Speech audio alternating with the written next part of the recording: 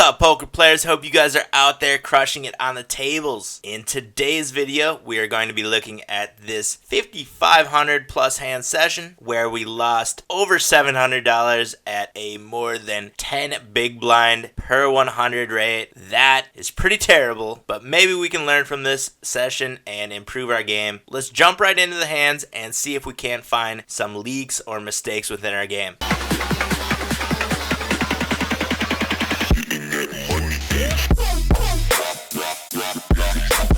First hand we're taking a look at is Ace King from the big blind at the 400 NL table. The hijack seat opens to $8, just a min raise, and we get a call from the small blind. Going to be putting in a 3-bet here, make it $36 to go. That's a big bet, 4.5 times the open, and we get a call from the cutoff. Small blind gets out of the way. There's $80 in the pot. Long Dong Dave, nice name, has 364 left in their stack, pretty deep, and flop is queen high two-tone, 2 diamonds out there. We have 2 cards over the board and also a draw to the nut straight. Still a pretty strong hand, and we are in a pot with a recreational player. Elect to check on the flop. Long Dong puts in a half pot size bet here. Long Dong has a very high flop bet percentage, likes to put in those continuation bets, and I think we could see a turn here with a draw to the nuts as well as 2 overcards that very well could be good when we draw to them. So I make a call of the $40. Maybe that's a mistake. You guys can let me know what you think down in the comment section below. But the 6 of clubs comes on the turn. There's now 160 in the pot. We check again on the turn, and this time Long Dong checks back the turn. At this point, I think there is a strong possibility that Long Dong is either on the straight or flush draw, that they bet on the flop and are now trying to see a free river card. The 8 of spades completes the straight if Long Dong had a 10 in the range, which is very possible from a recreational player. Any of these cards on the board could be within Long Dong Dave's pre-flop 3-bet calling range and beat us. So there's really no point in betting here unless we think we can get him to fold something like 8-7, 6-7, maybe some of the 9s. We're ahead of the missed flush draws, some of the missed flush draws that didn't connect on the jack, 6, or 8. And from someone who has a 0% fold to river bet, I don't want to be putting in a bluff here. I think I'll take what showdown value I have with the Ace King and fold to any bet here. So I check on the river, he also checks, and I see that they had Ace 9 hitting the 9 on the flop, continuation betting the 9 without really any draws, only backdoor flush draws. Interesting play, but this is a recreational player, and we will see plays like this very often. And in this hand, we are at the 100 NL table. We have Ace King playing from the big blind. We get a limp from under the gun. The cutoff isolates to $4, and we get a 3-bet from the small blind. We only have 17 hands on the small blind, but has shown a 17% 3-bet percentage, so we can pretty much assume that they are 3-betting pretty wide, even though it is a very small sample size. I like how the Ace King is going to be playing against this player, so I do put in a 4-bet, make it 64 to go. I think this bet sizing is large enough that we will get rid of a lot of the small pairs like we see here within our opponent's 3-bet range. However, we do not this time. They make a call of the raise, and we see a flop. There's already 133 in the pot. We only have about $24 left in Coldwater 13 stack. Flop is Jack 4. All we have is Ace High. Small blind checks the flop. Maybe we can get a fold from a recreational player. Maybe this recreational player is playing something crazy like a suited connector or an Ace Queen, and we can get value from those hands. So I do put in the bet, and we wind up getting a call from pocket 6s. Didn't think we were going to run into that one, but that'll happen once in a while. Pretty much a coin flip pre-flop, and we wind up losing this pot of a little bit less than $180. Just gonna write this one off as a coin flip. Not much we could really do about it, but I do think we made the right decisions putting in the pre-flop 3-bet and trying to get rid of hands exactly like this. It's a tough call to make with pocket 6s in that spot. And now we have Ace King once again at the 100 NL table. This time we are playing from the button on a short-handed table, only 5 of us being dealt into this hand. Folds around to us, and we put in an open to 3x, $3. We get a 3-bet from the small blind. Big blind gets out of the way. Small blind is a regular player, pretty loose deuce, 8.2%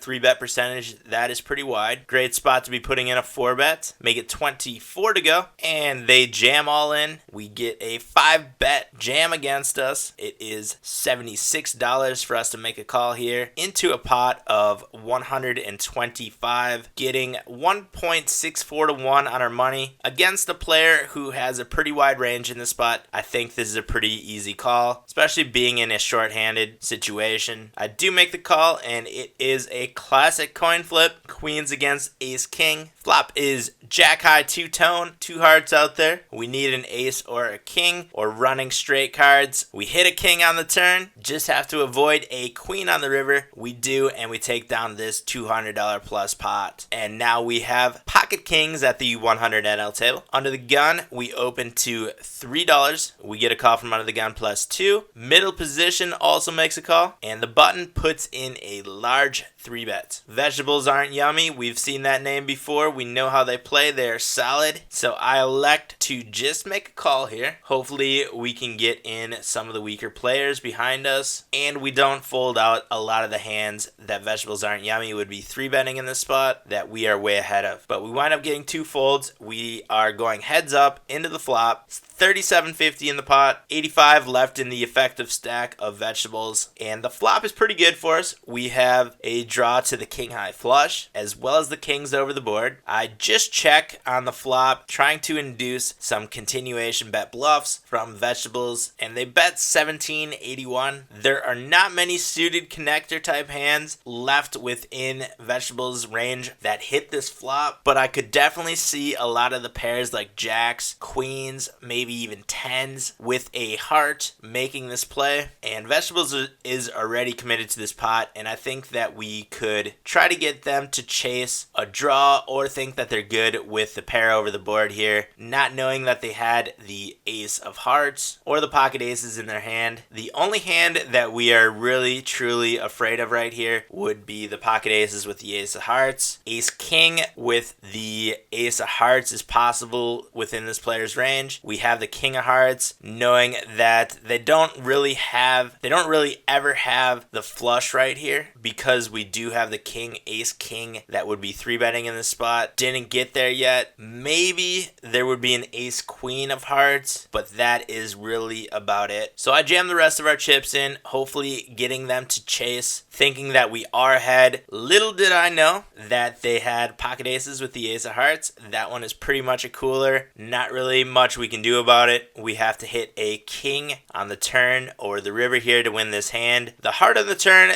gives it to vegetables though, and we wind up losing this pot of over $200. And we have ace king offsuit at the 200 NL table, playing from under the gun plus 1. We get a limp from under the gun, interesting play. Put in an isolation bet to $12, and we get a call from under the gun plus 2. We get a call from the hijack seat and a call from under the gun. We can pretty much limit under the gun right here to a small pair, and flop is king high rainbow. We have top pair, top kicker, $51 in the pot right now. Put in a small continuation bet. We get a call from under the gun plus 2, and everyone else folds. Would under the gun plus 2 call such a large bet with pocket 3s or pocket 5s in this situation? Maybe. From a regular player though, I think it's a little bit unlikely. A lot of the times you're going to be seeing a big 3-bet behind us, and they would get bet off of their small pocket pair right away, but they concealed the aces just like in the last hand. I guess in the last hand they didn't really conceal it, but this time they did. The turn is the 9 of diamonds, and right now I'm putting Mr. Fargo pretty much solely on a hand like king queen, king jack possibly. Maybe I should have slowed down right here though, but with 83.30 in the pot already and 88.79 behind, we're probably always going to get the same result in this hand. Mr. Fargo does make a call. The river is the deuce of clubs, pretty much a brick. There is a little bit more than 60 left in their stack. I decided to get it all in to try to get value from the king queens and the king jacks that are in our opponent's range. We will get called by hands that beat us, but we're also going to get called by hands like that might check back when we also check the river. And we wind up seeing ace aces. Didn't think that hand was coming, but we're going to get surprised on the table once in a while, and we're going to see a lot of these type of hands when we're in a giant down slump like we are. And we are looking at the biggest loss of the session coming at the 200 NL table. We have pocket jacks in a heads up situation with Eagle 0604. We open on the button to 3x, and we get 3-bet $26, a little bit larger than 4x our open. Heads up situation, pocket jacks are incredibly strong. We don't exactly know how Eagle plays. We have 42 heads up hands with Eagle. Has only 3-bet premium hands though, but we put in a 4-bet here, make it $76 to go, and Eagle gets the rest of their chips in. I'm never going to be folding jacks in this spot unless we are up against a total nit of a player here. Maybe we were, but I do make the call and see we're up against pocket kings. Not looking good for us. We have to hit a jack. We do not, and we wind up losing this $346 pot. That one hurts, but I think it's pretty much just a cooler. What do you guys think about this one? Let me know in the comment section below. Is this one where we should have slowed down, maybe just calling the 3-bets? It might have wound up the same with a flop like that, but it's always good to look at our options and see how we could have done things differently. Looking forward to your thoughts on this hand as well as some of the other hands in this session. Let me know down in the comments section what you guys would have done differently, where you think some mistakes were made, and how we could possibly be improving our game. Last hand we're going to look at is at the 400 NL table. We have pocket sixes from the big blind. A little bit short-handed once again, 6 of us being dealt into this hand. We get an open from the cutoff player, just a min raise, and we make a call here with the 6s in the big blind. Flop is 8 high, 2 7s on the board. We have the 6s under the board. Check the flop. We get a small continuation bet, only 1/3 pot, and we make a call here with the showdown value 6s. And there's our money card. The 6 of clubs on the turn gives us a full house on a very draw heavy board. We check once again, trying to induce some turn continuation bets, which we do, this time 2/3 of the pot, showing a little bit more interest in this hand from our opponent. So we put in a 3-bet, 68 to go, a little bit less than 3.5x the turn continuation bet, and we get a call. River is the 3 of diamonds, not improving many of the draws out there. If there was a 5-4, they were there on the turn. We elect to bet 116 right here. We're going to probably get called from a lot of the big pairs out there that would be playing it this way. I think maybe checking back the river would have been a better play here though. We can induce bluffs from a lot of the draws that missed, and we can see that our opponent has a pretty high bet percentage on the river, even though they do have a pretty low aggression factor. But we do get a call, probably from one of the big pairs out there, putting us on a misdraw, and we take down this pot of almost $400, dampening that big old loss in this session a little bit, and not a bad way to end this video. Make sure you guys hit that subscribe button if you have not done that yet. Turn on your notifications. Give the video a thumbs up if you learned something today. Head down to the video description for links to all the poker products that I use, as well as my social media pages. Make sure you guys are following me on Twitter and liking on Facebook. Be back soon with a new video, but until then, I'll see you guys out on the virtual felt.